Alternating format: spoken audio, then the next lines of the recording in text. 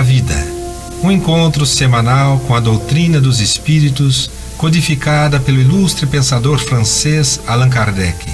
Um momento de meditação, um momento de reflexão, um momento de luz. Além da vida, uma mensagem de esperança para um novo amanhecer. Todos os domingos, às 8h30 da manhã, aqui, na Rádio Londrina.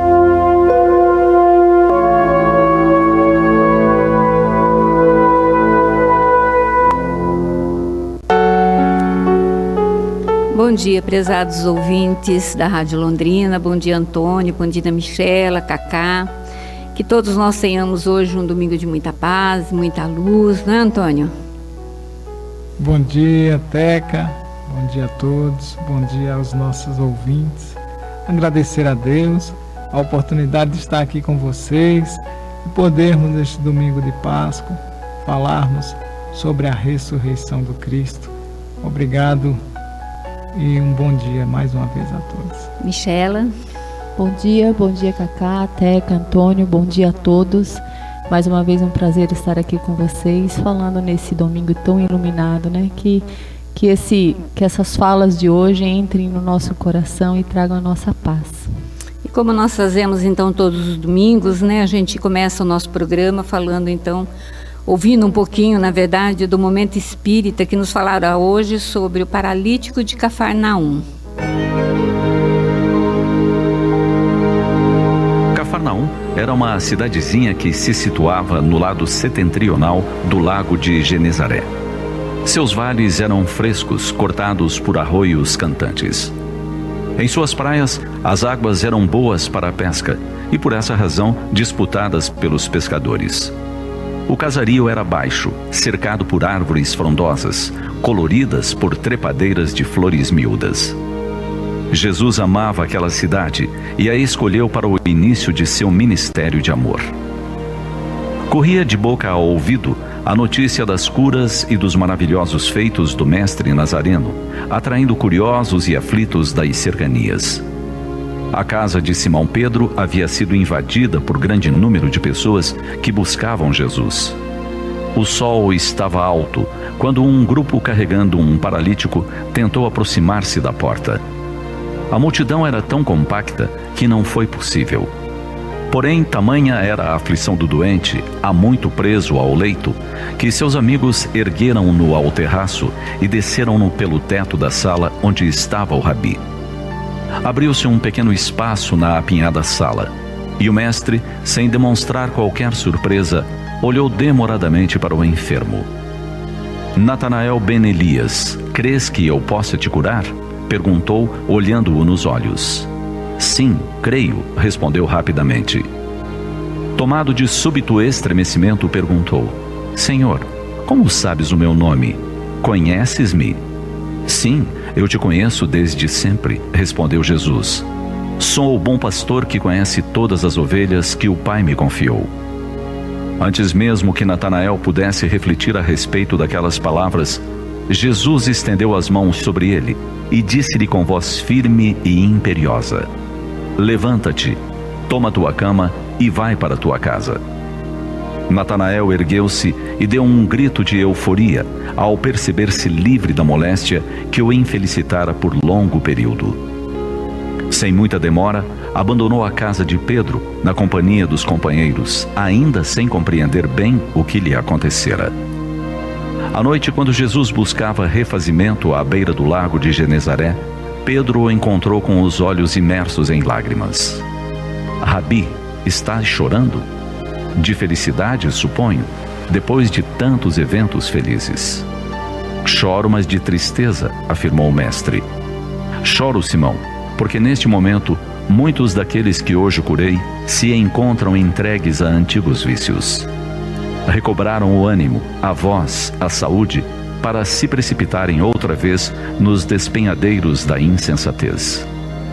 Não tardará que se vejam enredados em novos desequilíbrios, prejudicando dolorosamente suas próprias existências. Enquanto isso, não longe dali, Natanael ben Elias comentava sua cura com infantil alegria entre amigos embriagados e mulheres infelizes. exatamente como o mestre descreveu. Natanael, como tantos outros, sem valorizar a nova chance que recebera, entregava-se ao equívoco e ao vício.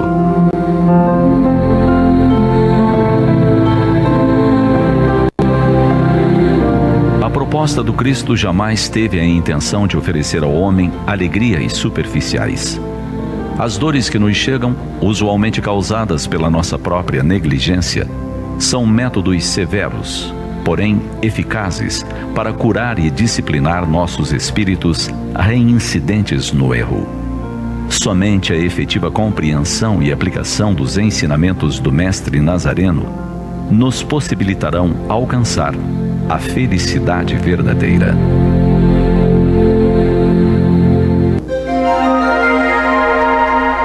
Os textos do Momento Espírita estão à sua disposição na internet. É só acessar momento.com.br. Mais informações, ligue 41 3223 6174, Curitiba, Paraná.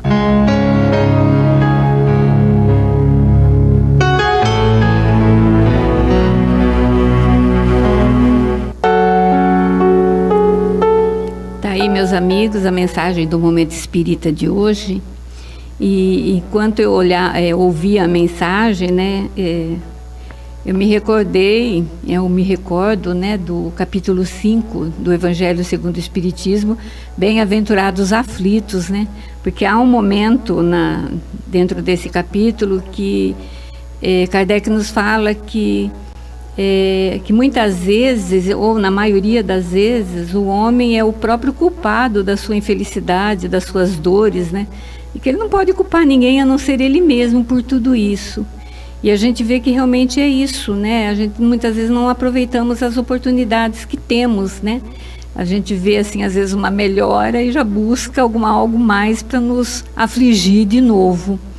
E dentro desse capítulo mesmo, há um momento que, acho que é nas causas anteriores, se eu não me engano, que ele fala assim que quanto mais grave é o mal, tanto mais enérgico deve ser o remédio. E é bem isso, né, Michela?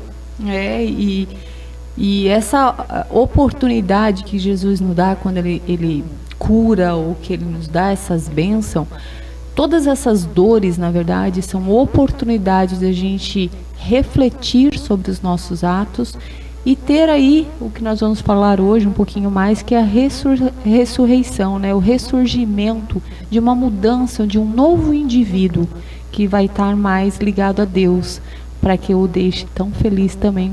Choros de alegria, né? Não mais de tristeza, né? Que a gente consiga isso, né, Antônio? Eu sempre me emociono com a história do paralítico de Cafarnaum, e não é diferente nessa manhã. Nós, aqui ouvindo a história de Natanael, e nós observamos a fala do Cristo quando Pedro o questiona e diz assim: Senhor, tu choras, mas choras de alegria. Foram tantas curas no dia de hoje, tantas pessoas que receberam os benefícios, né? E Jesus fala a realidade, né? Jesus fala que chorava porque muitos de nós recebem os benefícios e logo se perde quando está com o benefício na mão. E a minha preocupação agora, ouvindo novamente a história de Natanael, é não julgar o Natanael, é me colocar no lugar do Natanael, é ser o Natanael, é ser o paralítico necessitado e enxergar que depois que eu recebo essa cura, enxergar um novo caminho e ser uma pessoa melhor. Isso é que é difícil para nós, meus queridos irmãos, nós observarmos essa história e nos colocar no lugar do Natanael para aprender a andar de novo e fazer um caminho diferente em nossas vidas. É isso que nós temos que aprender, andar de novo, fazer um caminho melhor, escolhendo novas coisas, sendo diferente, não fazendo as mesmas coisas, aquelas coisas, velhas coisas, como Paulo dizia, que o velho homem não pode sobrepor o novo homem. Quando chega o novo homem, aquele que conheceu a Jesus, realmente nós fazermos uma nova caminhada. É isso aí, Teca. Verdade, Antônio. Mas antes da gente entrar no tema que a gente preparou mesmo hoje, que é a ressurreição de Jesus, né? Nós vamos lembrar aqui que amanhã, 18 de abril, a gente comemora então o lançamento, né, do Livro dos Espíritos pelo educador francês Hippolyte Léon Denisard Rivail, Allan Kardec, né? Foi o Livro dos Espíritos, ele foi o primeiro livro, né, de uma série de 5 livros completas. E amanhã, então, né, ele completa 165 anos. Olha só que maravilha, né? 165 anos que a gente fala que também é o começo da doutrina espírita, né? Porque foi a partir de Kardec, então, que nós tivemos, e ele nos trouxe, então, tantas elucidações, assim, acerca do espiritismo, né? Da doutrina espírita. Então, fica aí a lembrança, né? De amanhã, então, aniversário do Livro dos Espíritos, 165 anos. Bom, dentro do assunto, então, ressurreição de Jesus, eu fui buscar, então, em João, né, no capítulo 11, 25 e 26, quando ele diz assim, ó, Jesus dizendo, eu sou a ressurreição e a vida, o que crê em mim, ainda que esteja morto, viverá. E todo o que vive e crê em mim não morrerá eternamente. E dentro desse contexto, lá no Evangelho segundo o Espiritismo, no capítulo 4, né, ninguém poderá ver o reino de Deus se não nascer de novo, a gente vai encontrar um título, Ressurreição e Reencarnação, onde Kardec vem nos explicar um pouquinho, né, o que é essa reencarnação, o que é essa ressurreição. E ele fala, então, no Evangelho, ele diz assim que a reencarnação, ela fazia parte, então, dos dogmas dos judeus sob o nome de ressurreição, né?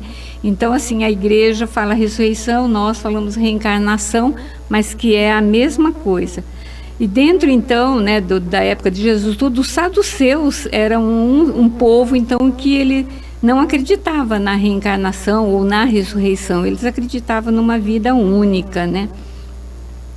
E ele continua, dentro desse contexto, ele continua falando que designava-se então o termo ressurreição, o que o Espiritismo mais judiciosamente então chama de reencarnação. E com efeito a ressurreição dá a ideia de voltar à vida o corpo que já está morto. E uma coisa que a ciência não concorda com isso, e nem nós, né, vamos concordar, porque você jamais poderá voltar no mesmo corpo, uma vez que desencarnado, o teu corpo, essa matéria vai deteriorar, ela vai se acabar, então não tem como ressurgir no mesmo corpo. Isso aconteceu com Jesus, né, que foi... ele ressurgiu, mas assim, se mostrando como no mesmo corpo, mas a gente sabe que em espírito. Mas ele manipulava as leis da natureza, os fluidos, então ele se materializava, então ele aparecia para os espíritos, para os discípulos e para as pessoas materializado, mas era um espírito, né? Ressurreição mesmo, a gente fala que foi Lázaro, eles falam que a ressurreição de Lázaro, que na verdade também, nós já estudamos isso até, me parece que o ano passado, quando nós estávamos estudando Vida e Atos dos Apóstolos, Parábolas e Ensino de Jesus, e lá ele fala da ressurreição de Lázaro, mas a gente sabe que Lázaro estava no estado de letargia, né? E por conta disso ele retorna à vida, quer dizer, ele acorda, ele desperta. Aí ele continua falando então aqui que a reencarnação é a volta da alma ou espírito à vida corpórea, mas em outro corpo especialmente formado para ele e que nada de comum com o antigo. E que a palavra ressurreição podia assim aplicar-se a Lázaro, como eu acabei de dizer, mas não a Elias. Olha que interessante, né? Porque no Evangelho, e a gente vê durante a literatura espírita que fala-se não, né? Jesus mesmo fala no Evangelho que João Batista era Elias, né? Que retornou. Mas a gente já vê que o João Batista, ele veio reencarnado. Lázaro ressuscitou, não é, Antônio? Isso. É interessante nós lembrarmos, a Terezinha lembrou do início da codificação da doutrina espírita, e a doutrina espírita, ela tem essa particularidade de trazer para nós o esclarecimento, trazer de volta Jesus, os ensinamentos, as palavras de Jesus de uma forma mais clara, porque todas essas coisas, quando nós lembramos do fato histórico, quando nós lembramos também de que somos espíritos e éramos nós mesmos em outra época, em outro momento, encarnados em outros corpos, se não nós mesmos, mas a humanidade, e tínhamos costumes diferentes, entendimentos diferentes. A palavra ressurreição, quando nós vamos falar dela nos dias de hoje, nós entendemos que a ciência explica que é impossível um corpo ressurgir depois de tanto tempo, quando os próprios elementos químicos se dissipam e voltam à natureza, dando vida a outras vidas, biologicamente falando. Então, a doutrina espírita é ciência. A doutrina espírita vem trazer esse lado racional para esclarecer as coisas, e é necessário que sempre pensamos dessa maneira. Por isso, é difícil quando você fala de algo tão particular, no íntimo, no sentimento de todos nós, a ressurreição do Cristo, uma coisa, essa paixão que temos pelo Cristo, e vamos ter dificuldades, muitas vezes, de raciocinar, e muitos vão achar até que você está sendo desrespeitoso quando você fala de que o Cristo não ressuscitou. E, na verdade, dentro dessa palavra, o significado dela, ressuscitar, no sentido de um corpo físico voltar à vida, de fato isso é impossível, porque Deus não vai derrogar suas leis. Deus vai manter as suas leis. Deus é a perfeição. Suas leis são perfeitas. Então elas não têm essas falhas. Tudo vai acontecendo de forma gradual. Quando nascemos, biologicamente falando, nós vamos morrendo a cada dia, porque as células vão morrendo, vão nascendo outras e vão morrendo, e assim é a vida física. Então, depois que esse corpo perde o vigor físico, não tem como ele voltar à vida. E como Terezinha bem disse, o Cristo, ele aparecia de forma materializada, e quando você não tem esse conhecimento e você tem outro culto religioso, você pode ter outro entendimento. Mas a intenção da doutrina espírita é justamente unir os cultos na visão moral dos ensinamentos do Cristo. É essa união, nós nos unirmos e termos uma visão muito, mas muito de união realmente, de não haver mais desavenças religiosas. E esse assunto, muitas vezes, ele causa melindres em muitos irmãos nossos. Mas a intenção nossa é esclarecer. Jesus surgia de forma materializada porque ele tinha o conhecimento e o poder para isso, sem macular lei nenhuma do Pai, sem mexer nas leis, mostrando que isso é possível. Ele mesmo dizia: vós podeis fazer o que eu faço e muito mais. E depois desse ressurgimento do Cristo, nos prova a imortalidade da alma. Nós não morremos. Outra coisa que o Kardec teve a preocupação de falar sobre esse assunto, quando ele fala sobre ressurreição e reencarnação, ele coloca a palavra pluralidade das existências, para que nós tenhamos esse cuidado em falar sobre reencarnação, falando de pluralidade, de várias existências, mostrando que é várias existências em uma só vida. Nós temos uma única vida, que é a vida espiritual, e várias existências, plural. São várias existências. Eu estou em uma existência no momento, mas a minha vida, ela é só uma. Ela é apenas uma vida. Então, o ensinamento da ressurreição é um ensinamento muito profundo e deve ser encarado com muito respeito, porque diverge muitas religiões, da nossa religião mãe, que é a Igreja Católica, que é a primeira que aqui do Ocidente, que vem trazendo, lembrando de Jesus, que vem trazendo os ensinamentos de Jesus desde muito tempo, que tem suas particularidades. Com muito respeito nós trazemos o assunto para que seja esclarecido e o nosso coração seja apacentado nesse momento em que trazemos a informação de Jesus de volta em nossos corações, ressurgindo novamente. Não é isso, Terezinha? Exatamente, Antônio. E aí a gente vai lá em Paulo, né, em Coríntios 15:16, ele diz assim, ó: se os mortos não ressuscitam, também Cristo não ressuscitou. Olha só, porque o corpo morre, mas o espírito ressurge, ele ressuscita. E Cristo, ele também ressuscitou em espírito, porque ele apareceu materializado. Ele se materializou na presença quando ele retorna, né? Mas era um espírito. E aí ele diz assim, olha, quando o corpo morre, o espírito ressurge com o esplendor de mais vida. E em muitos casos, qual o Cristo se faz mostrar, comprovando assim a continuação da vida, né? A imortalidade da alma, né, Antônio? Da vida espiritual. Jesus mostrou-nos que ninguém morre. Ressurgiu, aparecendo para Maria Madalena, para Pedro, para os discípulos e depois para Paulo, lá na porta de Damasco. E aí ele continua ainda falando assim, olha, se a nossa esperança em Cristo se limita apenas a esta vida, somos os mais infelizes dos homens. Porque você já pensou que falta de perspectiva, vamos dizer assim? Porque se tudo vai acabar aqui, para que eu vou me esforçar tanto?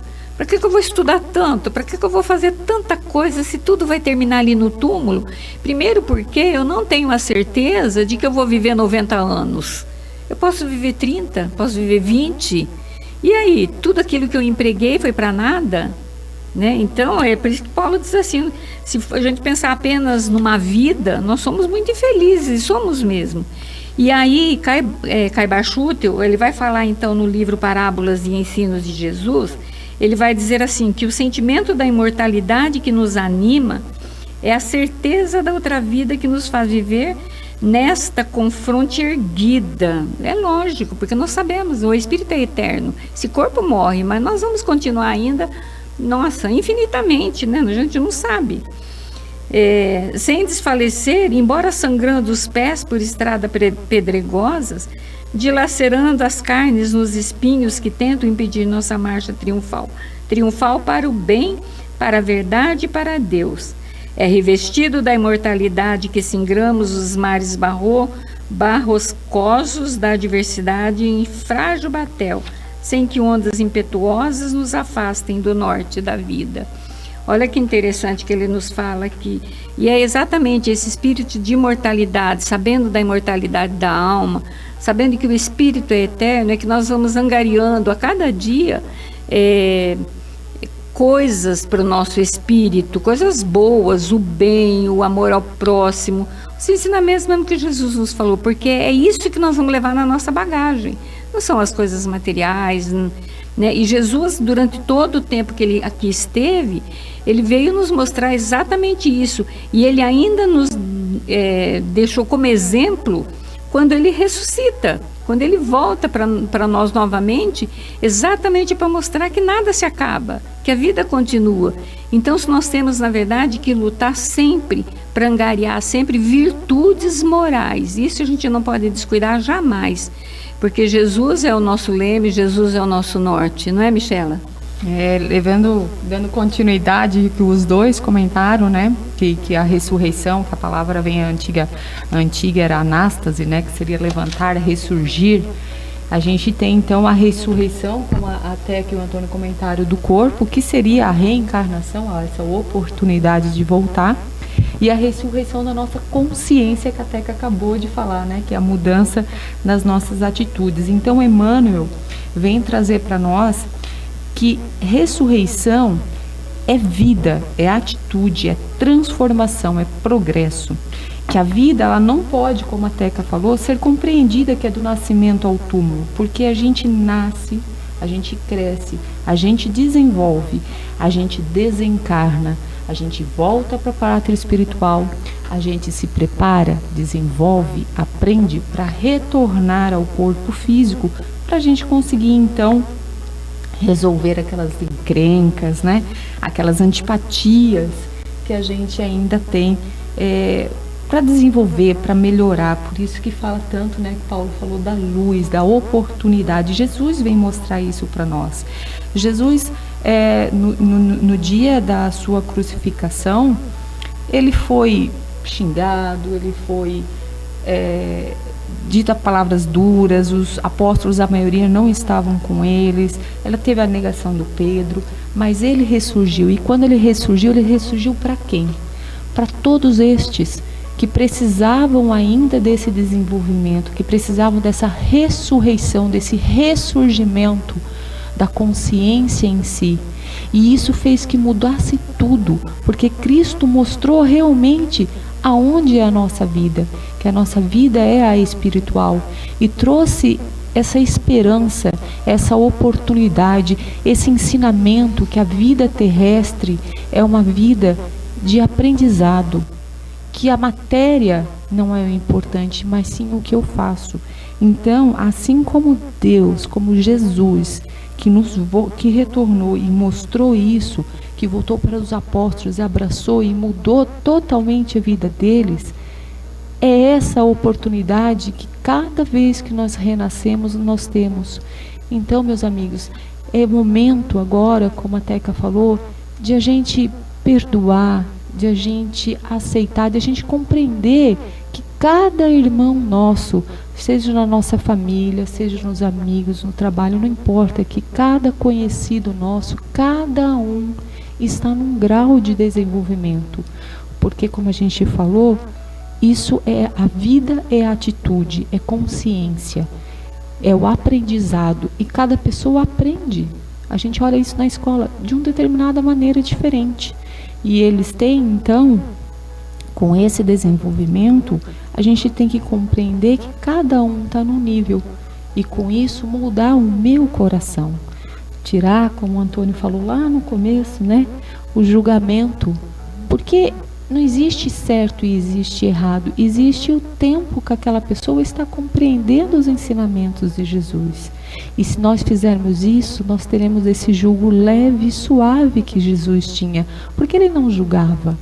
Jesus entendia que nós éramos crianças em aprendizado. E se a gente entender que os nossos irmãos da nossa família são crianças também como nós, em aprendizado, vai ser tudo mais leve. Porque eu não tenho mais mágoa, eu tenho amor. Porque eu troquei o ressentimento por compaixão, por caridade. E tudo se torna mais leve. Eu recebo a minha cruz como Jesus recebeu a dele no Calvário.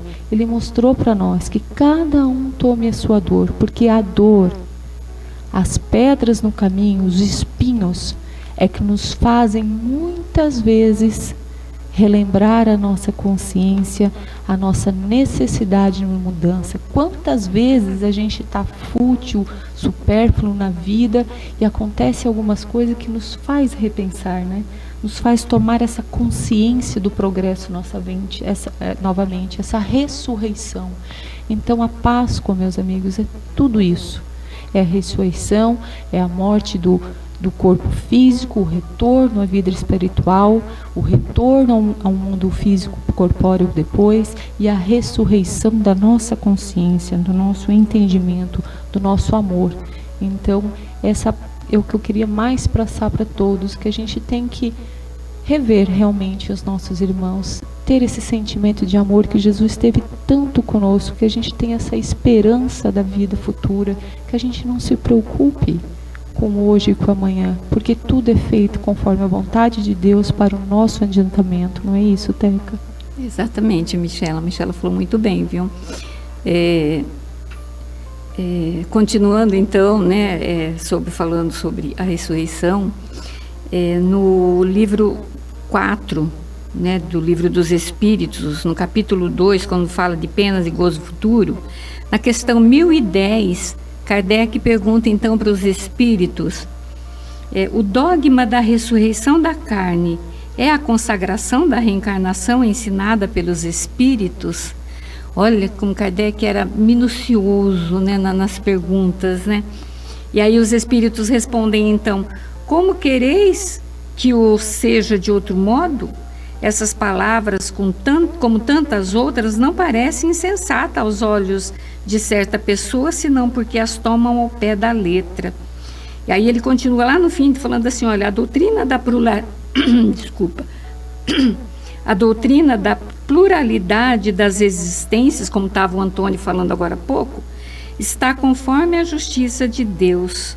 Só ela pode explicar o que sem ela é inexplicável.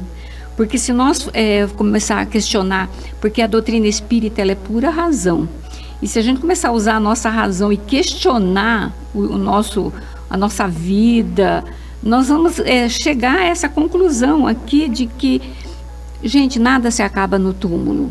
A gente ressurge, a gente ressuscita após a morte, o espírito ressuscita após a morte, ela continua, nada acaba. E aí a gente fica assim, aí ele continua dizendo assim nessa resposta assim, ó, mas dá-lhe-os uma interpretação lógica, né, sobre a ressurreição e reencarnação, e aquele que chamais livres pensadores admitirão sem dificuldade, precisamente porque eles refletem, porque não vos enganeis, esses livres pensadores não desejam mais do que crer. Eles têm, como os outros, talvez mais que os outros, sede do futuro, mas não pode admitir o que é contestado, pela ciência. Imagina só, a gente jamais pode contestar essa ciência. Por quê? Porque quando a gente desencarna, como nós já falamos aqui, gente, essa matéria acaba, isso tudo acaba, não tem como nós ressurgirmos no mesmo corpo. Nós vamos ressurgir como espírito, mas não no mesmo corpo. E aí Kardec faz um comentário muito interessante, que ele diz assim, olha, que mesmo depois, pensando no julgamento final, né, porque tem isso daí, né, às vezes algumas religiões pregam que lá no dia do juízo final, as pessoas se levantarão, então a gente pensa que vão se levantar todo o corpo de novo, vão voltar todo mundo à vida. Isso é impossível, né? Então ele diz assim, ó, a ciência com efeito demonstra a impossibilidade da ressurreição segundo a ideia vulgar, essa ideia de que nós vamos ressuscitar com o mesmo corpo, né, na matéria. Não, nós vamos ressuscitar como espírito, mas não como matéria, porque isso daqui tudo acaba.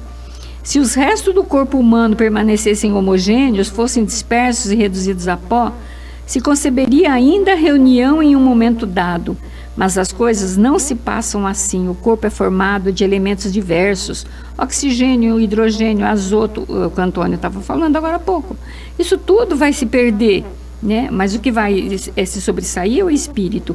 E aí lá mais um pouquinho ele diz assim, é verdade que segundo o dogma, essa ressurreição não deve ter lugar senão no final dos tempos, enquanto que segundo a doutrina espírita, ela ocorre todos os dias, porque nós estamos sempre nos renovando, nós estamos ressurgindo a cada dia, após cada tempestade, a cada obstáculo vencido, nós estamos ressurgindo, nós estamos nos transformando num novo homem, deixando o homem velho e se nos tornando em homens novos, não é, Antônio? Com certeza, Terezinha.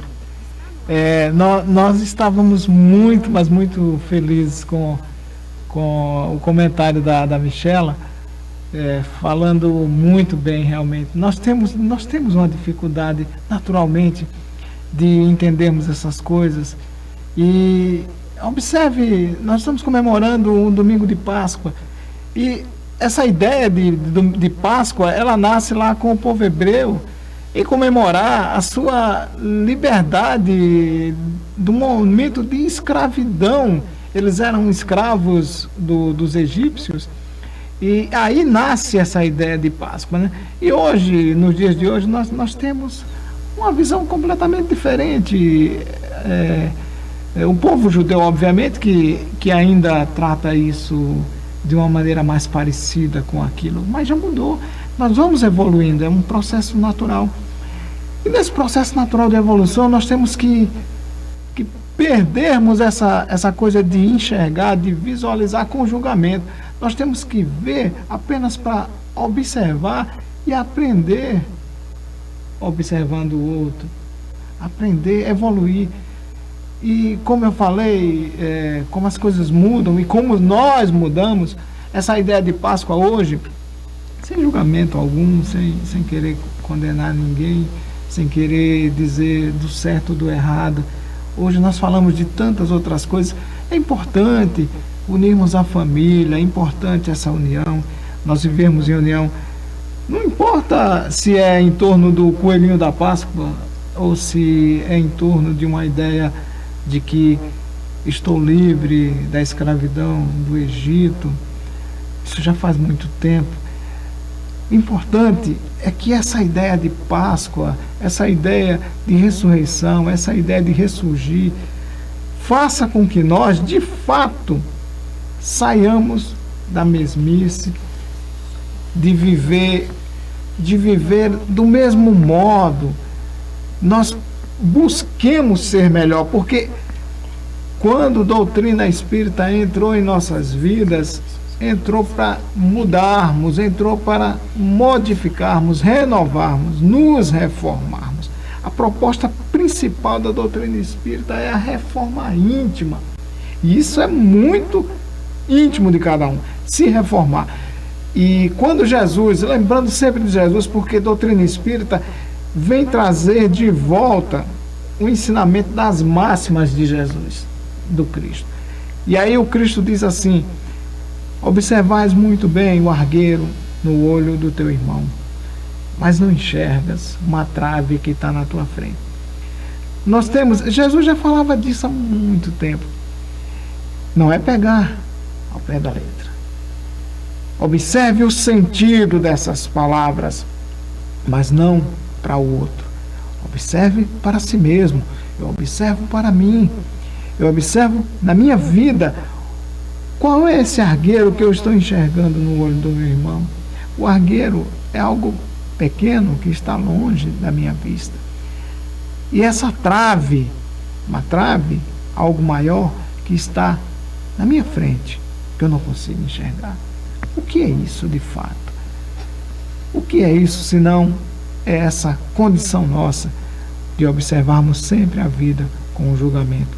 Quando lá no Sermão do Monte, o Cristo teve essa preocupação de colocar como taxativo essa proibição: não julgueis para não ser julgados.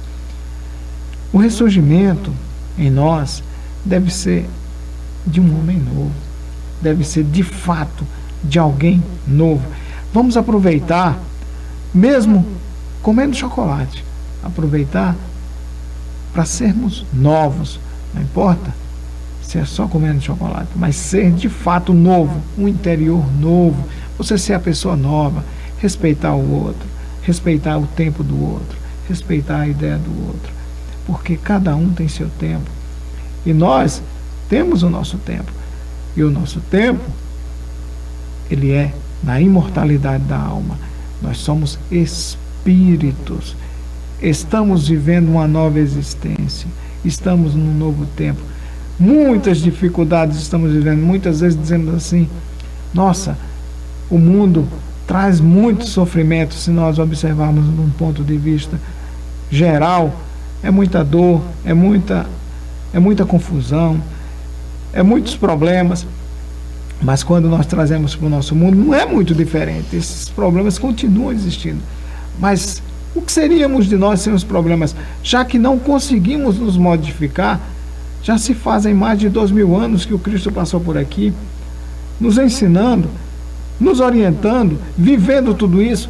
e a nossa dificuldade em assimilar esses ensinamentos e colocá-los de fato em nossas vidas, no dia a dia, com aqueles que estão conosco, no cadinho do nosso lar, a nossa família, aqueles que convivem com todos nós, no nosso trabalho, no nosso ambiente, por onde passarmos. Então é isso, meus queridos irmãos. Temos que ter essa preocupação de modificarmos, de sermos novos. Foi muito bem lembrado aqui, Terezinha lembrou Paulo, os ensinamentos do nosso querido apóstolo dos gentios, que nos trouxe esses ensinamentos à vida, porque os ensinamentos mais antigos são os ensinamentos, as cartas de Paulo, que estão lá escritos, e a partir daí surgem os ensinamentos da Bíblia, não do Velho Testamento, eu falo do Novo Testamento. O Velho Testamento obviamente é anterior, mas o Novo Testamento, que serve de parâmetro moral, para que nós lembremos sempre que essa moral é a moral do Cristo. Essa é a verdade, porque ele mesmo disse: eu sou o caminho, a verdade e a vida. E é por aí que devemos caminhar, que devemos seguir, não é isso, Terezinha? Exatamente. Tem uma passagem muito bonita que está em João, no capítulo 20, 19, que depois, então, da crucificação de Jesus, né,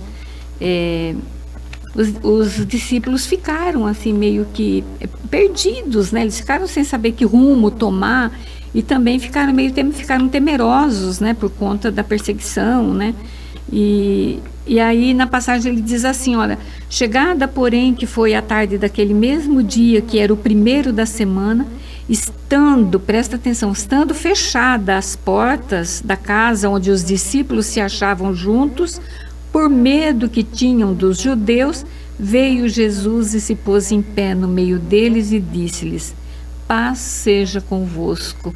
Olha que lindo isso daí, gente. E olha, dá para a gente contestar a imortalidade da alma? Não dá. Jesus aparece para eles e vê só, ele não veio, ninguém foi lá abrir a porta para Jesus. Quando eles se deram conta, Jesus já estava entre eles. Mas ele faz um alerta, né? Ele faz um alerta também para nós, assim como o Antônio acabou de dizer agora. Ele diz assim, olha, eu sou o caminho, a verdade e a vida. Ninguém vai ao Pai senão por mim. Então Jesus sabia que as criaturas, elas vivem às cegas nas encruzilhadas da vida. Depende da vontade de cada um aceitar ou recusar o convite de Jesus. Quer dizer, depende da nossa vontade. Nós temos livre-arbítrio, que ele vai dizer. Deus não impõe nada e dá aos seus filhos o livre-arbítrio. Jesus nos espera no caminho que leva ao reino de Deus e aguarda a manifestação da nossa vontade. E enquanto não trilhamos esse caminho, encontramos os espinhos que ferem, vozes que enganam, e encontramos aflições. Então Jesus é o caminho. E ele deixou, durante todo o tempo dele aqui, ele trabalhou o tempo inteiro para nos deixar um legado assim que eu sempre costumo dizer assim, é a nossa bússola, é o nosso norte. Ele deixou tudo muito certinho para que a gente possa, um caminho que a gente possa trilhar. E esse caminho depende de cada um trilhar ele, né? Nós podemos pegar atalho, podemos pegar às vezes um caminho mais tortuoso, mas nós vamos um dia chegar à perfeição, ao reino de Deus. Vai depender de cada um e o tempo de cada um, né? Mas a gente sabe que se ele é o caminho, a verdade e a vida, e ele nos provou isso, então por que a gente vai contestar, não é, Michela?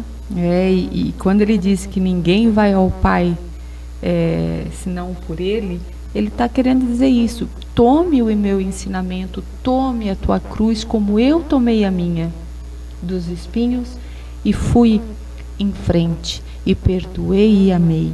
E eu queria finalizar até com a nossa explanação de hoje com uma frase que eu achei muito linda do Emmanuel, que fala desse ensinamento que Jesus só reafirma, né? Mas faz com que a gente reflita. Então eu vou ler para vocês, tá? Que toda vez, o Emmanuel disse, toda vez que as circunstâncias te compelirem a modificar o roteiro da própria vida, prefere o sacrifício de ti mesmo. transformando a tua dor em auxílio para muitos, porque todos aqueles que receberem a cruz em favor do seu semelhante descobrirão o trilho da eterna ressurreição. Então, né, Teca? Que lindo, né, gente? Olha, o caminho é Jesus, não adianta, né? Por mais que a gente tenta, talvez, achar que nós somos suficientes, que nós estamos agindo por nós mesmos, não é, né? Nós temos sempre o auxílio da espiritualidade, graças a Deus, e as orientações de Jesus que Ele nos deixou. A gente vai passar agora para os minutos com o Zé Antônio, e o tema que ele vai nos trazer hoje é o devedor sem compaixão. Vamos ouvir. Olá, amigos. Em várias reflexões, eu faço a citação da parábola narrada por Jesus do credor incompassivo. Nós nunca apresentamos essa parábola para tentar entendê-la, analisá-la, e hoje eu gostaria de dividir com vocês esse ensinamento de nosso mestre muito profundo, porque nos apresenta o caráter de Deus, esse caráter misericordioso do Pai, mas da preocupação do Pai para conosco, para que nós aprendamos a perdoar. Então eu vou ler a parábola, Jesus narrando essa parábola, para que a gente possa junto então entendê-la. É interessante que no Evangelho de Mateus que ela se encontra no capítulo 18, que é logo depois que Pedro pergunta: mestre, quantas vezes devo perdoar uma ofensa? 70 vezes 7? E 7 vezes, perdão, e Jesus fala: não, Pedro, 70 vezes 7. E daí ele começa a dizer o seguinte: eis porque o reino de Deus é semelhante a um rei que resolveu acertar a conta com seus servos. Ao começar o acerto, trouxeram-lhe um que devia 10.000 talentos. Talento era a moeda mais cara daquela época, era uma moeda do Império Romano, de ouro, então era a moeda mais cara. Então Jesus está dizendo que 10.000 talentos significa um débito vultuoso, né?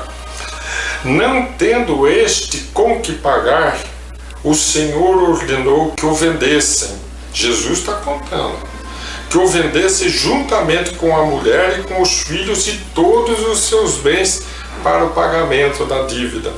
O servo, porém, caiu aos seus pés e prostrado suplicava-lhe: dá-me um prazo e eu te pagarei tudo. Diante disso, diz Jesus, o Senhor, compadecendo-se do servo, soltou-o e perdoou-lhe a dívida. Mas quando saiu dali, esse servo encontrou um dos seus companheiros de servidão que lhe devia 100 denários, uma moeda muito menor valor na época. E agarrando-o pelo pescoço, pôs-se a sufocá-lo e a insistir: paga-me o que deves. O companheiro caiu aos seus pés e rogava-lhe: dá-me um prazo e eu te pagarei. Mas ele não quis ouvi-lo. Antes, retirou-se, mandou lançá-lo na prisão até que pagasse o que devia. E vendo os seus companheiros de servidão o que acontecera, ficaram muito penalizados e, procurando o Senhor, contaram-lhe todo o acontecido. Então o Senhor manda chamar aquele servo e lhe disse: servo mau, eu te perdoei toda a sua dívida, porque você me rogou. Não devias também tu ter compaixão do teu companheiro, como eu tive compaixão de ti? E assim termina Jesus a história. Encolerizado, o seu Senhor o entregou aos verdugos até que pagasse toda a sua dívida. Eis como meu Pai Celeste agirá convosco, se cada um de vós não perdoar de coração o seu irmão. Essa é a parábola que Jesus narra sobre o perdão. Gente, é interessante que Jesus coloca um rei e todos os outros como servos, servo daquele reinado, e chama os que estão em dívida. Então, Jesus está praticamente descrevendo que hoje a doutrina vem nos ensinar, que ele diz que enviaria o Consolador, o Espírito de verdade, para que nós compreendêssemos seus ensinamentos, que o nosso mundo é um mundo de expiação e de provas, quer dizer, de almas devedoras. Então nós estamos aqui na condição de quem já vivemos antes, nos comprometemos, e estamos aqui na condição de quem está em débito. Mas chega uma hora que o débito tem que ser cobrado, diz Jesus, o dia do acerto de contas. Então ele vai chamar as pessoas que têm débito com ele e vai propor que ele quite sua dívida, ou ele vai para a justiça. A justiça, no caso, é ser preso até que pague suas contas. Ser preso ele, a esposa, os filhos, vendendo os bens, tudo para que ele quitasse os seus débitos. Então, justiça, mas Jesus apresenta a misericórdia de Deus. Então ele diz assim: mas o servo rogou tempo para pagar a dívida. Ele não pediu perdão da dívida. O servo, diz Jesus na palavra, rogou tempo para poder pagar a dívida. E o rei concedeu-lhe o perdão da dívida. Não precisa pagar mais. Então a misericórdia de Deus. E aí diz Jesus, o que precisa para a gente ter a misericórdia de Deus? Sermos também misericordiosos com o nosso próximo, que Jesus vem dizer em outros momentos: sejam vós misericordiosos como o vosso Pai é misericordioso. Agir com misericórdia para com o teu semelhante, para que vosso Deus age contigo com misericórdia. Então Jesus sempre nos pede para elevarmos o nosso espírito à condição da compaixão, uma das maiores virtudes da alma humana, e que falta-nos, e que é tão necessária para adquirirmos as condições para vivermos em mundos superiores. Então Jesus está propondo uma condição moral para que nós possamos ganhar os créditos e podermos viver em mundos superiores. No reino do meu Pai, lá estão os que mais servem.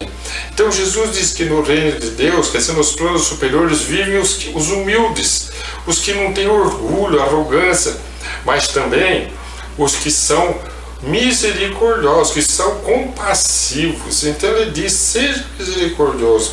Então ele conta essa história dizendo que aquele servo recebeu a misericórdia, mas não foi misericordioso com quem lhe devia tão pouco.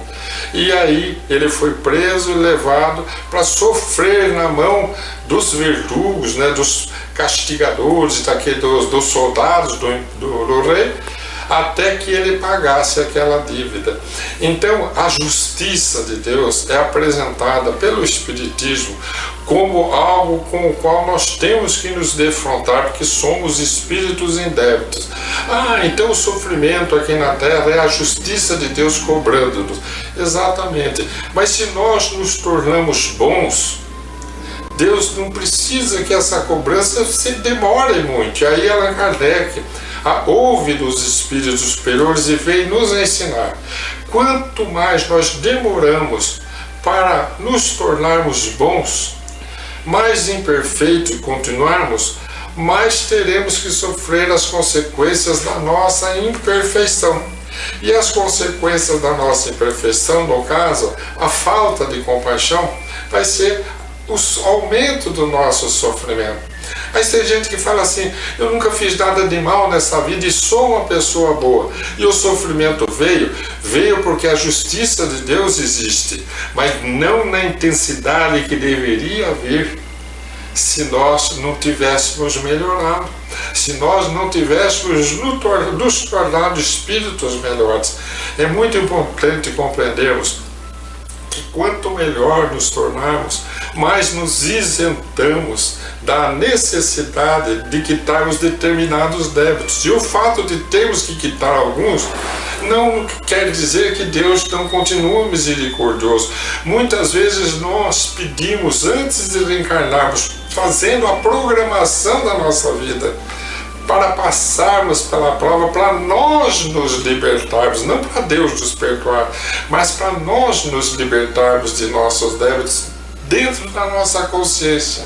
Então, muitos dos nossos sofrimentos, desde que nós já tenhamos melhorados, não são por conta de falta da misericórdia de Deus, mas pela necessidade da nossa consciência de darmos conta de nossos débitos. Então, quando nos vemos em situação de sofrimento, nós temos que entender que sofremos porque somos imperfeitos, porque erramos, porque colhemos as consequências dos nossos erros. Mas Deus, na sua imensa misericórdia, está sempre aliviando as nossas dores, de maneira que Jesus diz: venham a mim vós que estáis aflitos, sobrecarregados, e eu vos aliviarei.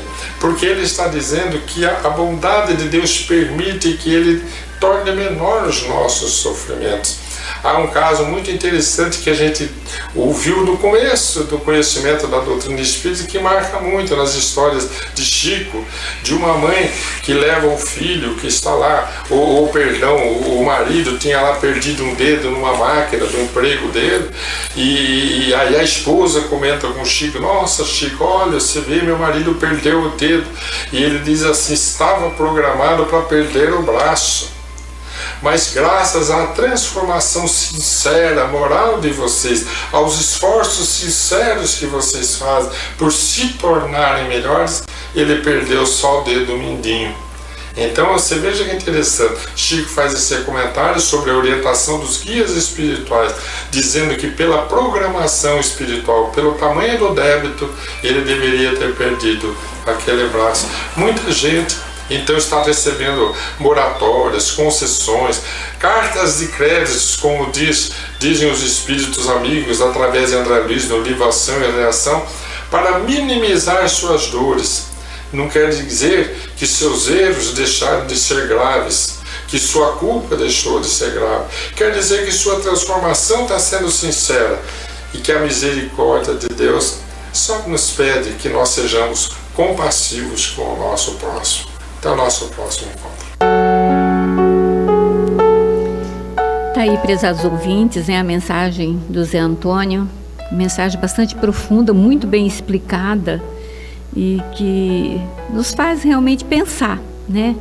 Porque, como diz aí a parábola, né? A parábola do credor incompassivo, né? Está aqui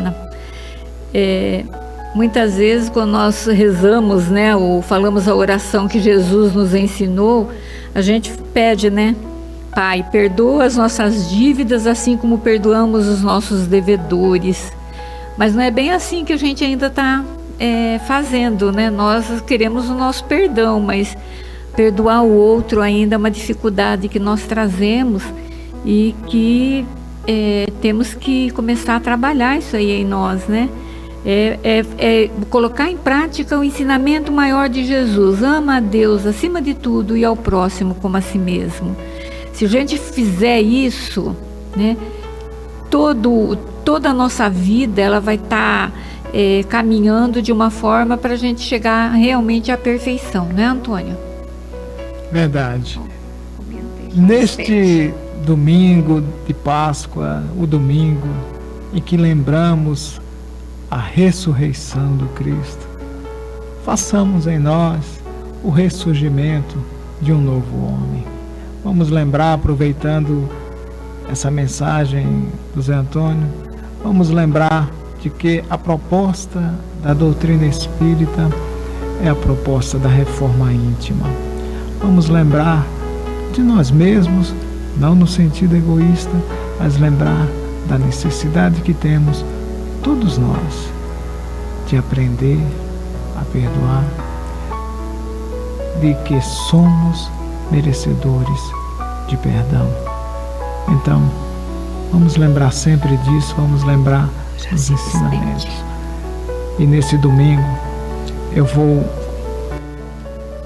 vou pedir aos bons espíritos que iluminem os nossos caminhos, que façamos nós sempre o melhor. Sejamos misericordiosos e busquemos amar o nosso próximo como a nós mesmos, assim como ensinou a Jesus. Deus abençoe todos nós. Um bom domingo a todos vocês.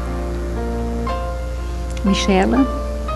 Um bom domingo a todos, que essa paz, que essa luz, que essa renovação, que esse ressurgimento, que essa esperança que Deus nos dá, que Jesus nos trouxe com tanto exemplo, abrande, entre em nossos corações, que a gente olhe o nosso próximo diferente, que a gente ame mais e que a paz de Deus esteja com todos vocês, meus ouvintes, meus amigos, meus amores, né, Teca?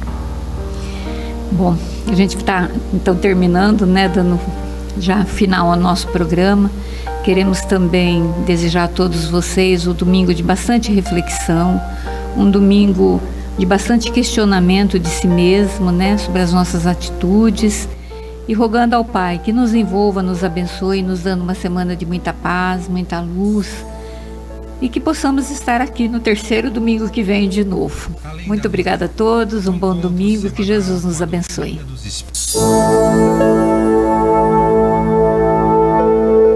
Além da vida, um encontro semanal com a doutrina dos espíritos, codificada pelo ilustre pensador francês Allan Kardec. Um momento de meditação, um momento de reflexão, um momento de luz. Além da vida, uma mensagem de esperança para um novo amanhecer. Todos os domingos, às 8h30 da manhã, aqui, na Rádio Londrina.